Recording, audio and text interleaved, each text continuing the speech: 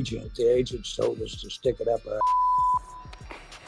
Okay, now we should make a note here. Our Ryan Clark touched base with Micah's agent, David Mulligetta, yesterday, and he was told no such comment was ever made. Meanwhile, Micah scrubbed all Cowboys references from his social media pages, listing TBD as the first thing on his Instagram and X profiles.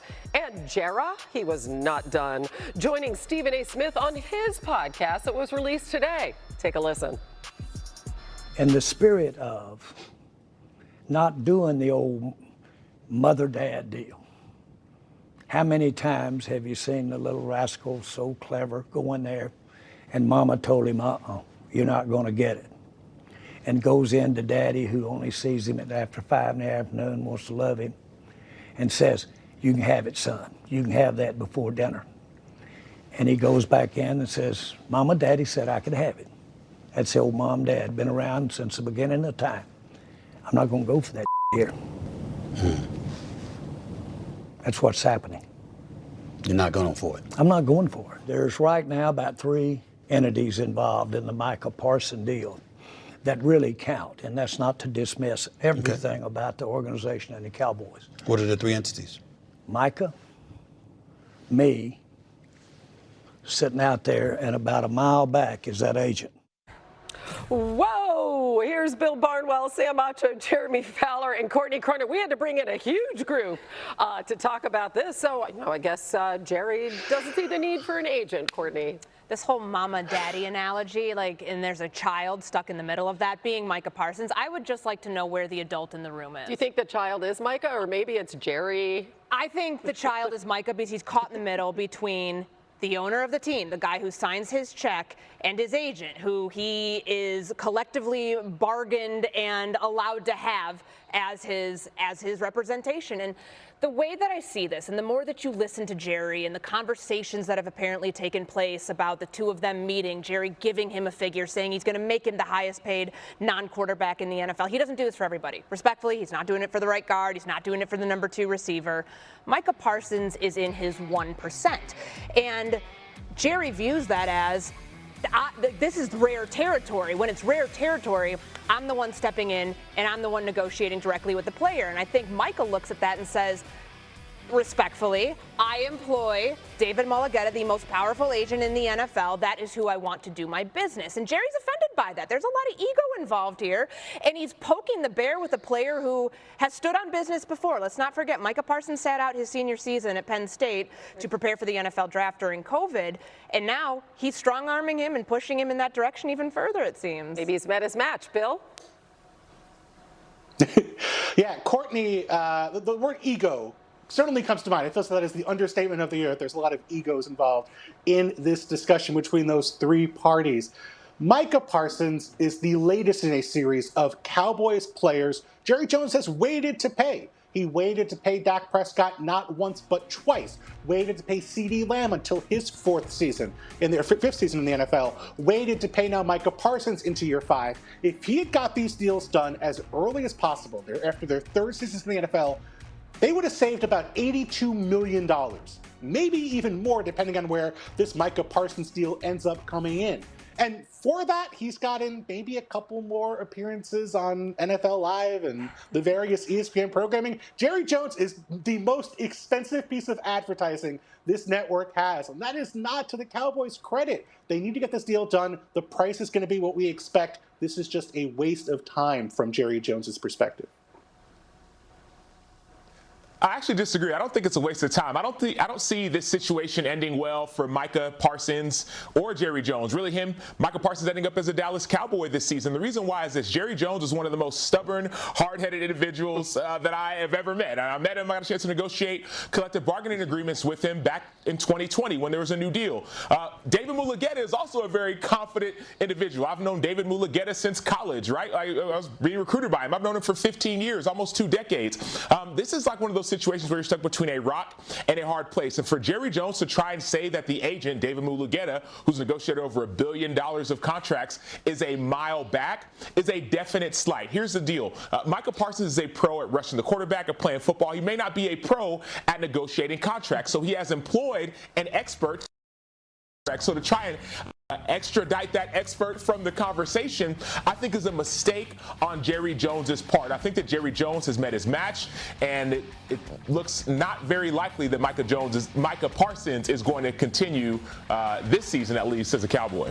The market has been set, as we can see. At best, it just seems unprofessional to leave an agent out of the equation. Meanwhile, he has asked for a trade. Any chance of that happening, Jeremy? Yeah, Hannah, there is interest. I've checked with sources in Dallas. I was told multiple inquiries have come to the Cowboys about a potential trade for Micah Parsons. There would be several teams that would love to get a pass rusher like that with his age, production, premier player. I was told Dallas really doesn't have any plans on moving him unless it's some sort of just crazy, almost like a Herschel Walker type trade that they did 3 decades ago. It would take something like that. That's probably not coming. So reality will set in that they're going to have about 10 to 12 days before the season comes around to try to hash something out. I still, despite all this turmoil and everybody going through the playbook of how to create problems in negotiation, there is still time and optimism in Dallas that they can get something done in the next 10 to 12 days, possibly. But there are some feelings hurt there, so they would have a lot of ground. And you remember the whole adult in the room thing. I have a lot of people asking, why isn't it the NFLPA? Why at this stage? To my understanding, the only way the NFLPA would get involved here is if Jerry Jones tried to go around Micah Parsons, tried to go circumvent the process and talk to a non-certified contract advisor, whether it be a lawyer, somebody that's not certified by the NFLPA. But it's interesting here when it comes to the other players, because obviously everybody around the league, players, are looking at Micah Parsons to see if he really is going to pull that card and he's going to sit out the opener against the Philadelphia Eagles, however long it takes. Because think about where the market was when Kirk Cousins in 2018 signs the fully guaranteed contract, first time we'd ever seen that in NFL history. What happened after that? The next quarterback in line didn't end up getting that same sort of deal. So people are wondering, can Micah actually get what he wants and then others follow suit? It could be a huge breakthrough for the rest of the league, especially his position, if he does stand on business in that respect and, truly not decide not to play in week 1. Listen, if he decides to sit out, that's about $1.2 million fine per game, unless, of course, he's injured. I mean, that back starts hurting a little bit by carrying this burden.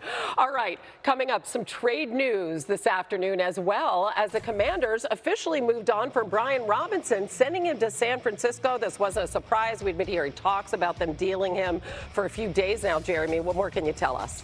Well, they dealt him to the 49ers for a 6th-round pick. Washington is covering part of his $3 million and change salary. So here's how it's going to go for Washington. Austin Eckler will be their 3rd down back. They have the rookie, Bill Krosky-Merritt, that they're really impressed with. Everybody I check with there loves him. He's going to play a big role. But they also have Jeremy McNichols, Chris Rodriguez Jr.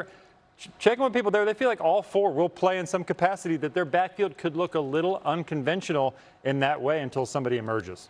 Meanwhile, we've seen Christian McCaffrey be injured. Not that anybody can replace him, but how do you like this move for the Niners, Bill, just to get some depth at that position? I like it. It's real peace of mind for the Niners with their backfield. Now you have a back you can sub in for 10, 15 snaps a game early in there with Christian McCaffrey.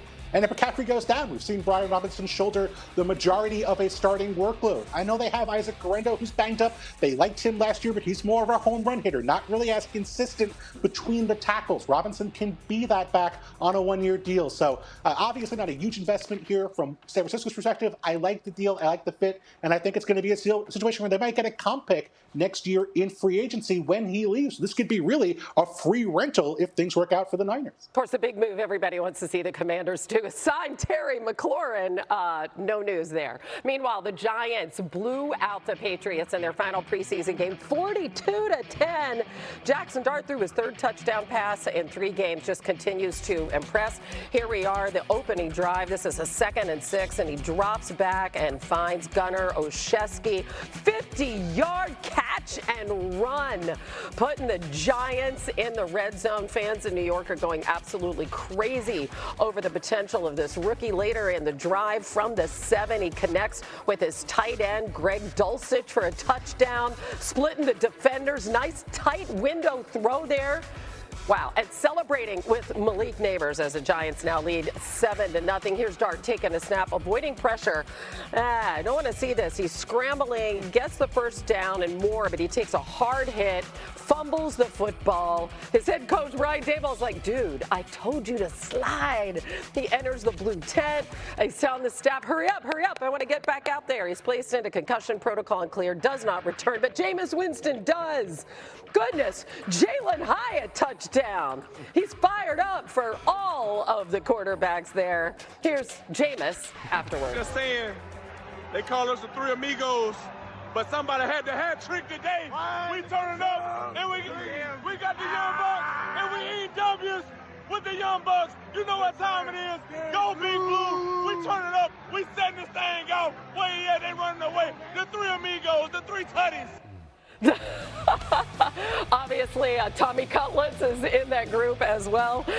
Dart has played 4 drives in each of his 3 preseason games. That's 12 drives in total. He has been very clean.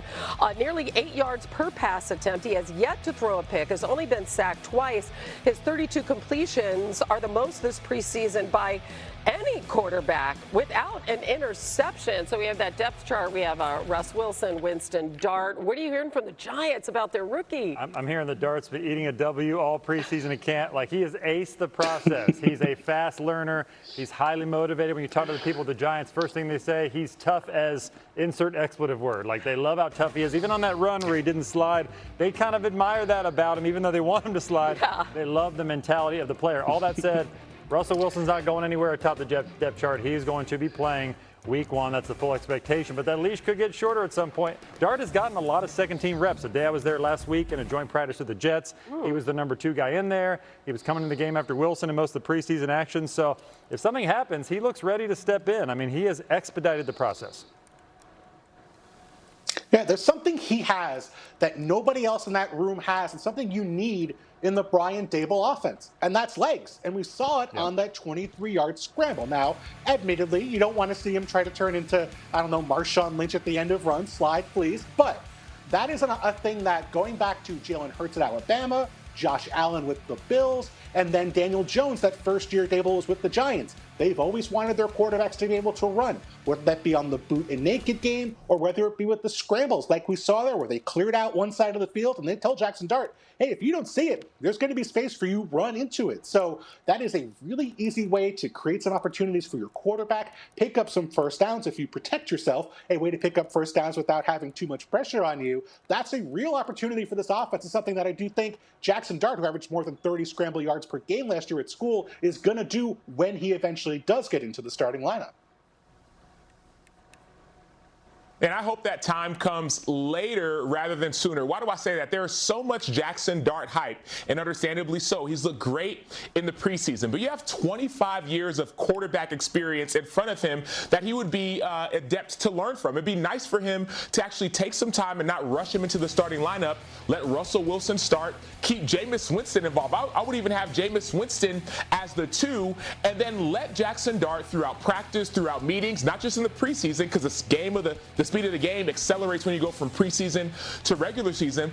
Let him soak up all that knowledge from 2 consummate pros that will extend his career. There's excitement about what Jackson Dart has been able to do, but I think for the longevity of his career, it's better for him to sit and simmer rather than throw him out and have him start quicker than later. As long as they're winning, because there could be jobs on the line. And you forget, Patrick Mahomes sat that first year. They won 10 games, so they had that luxury.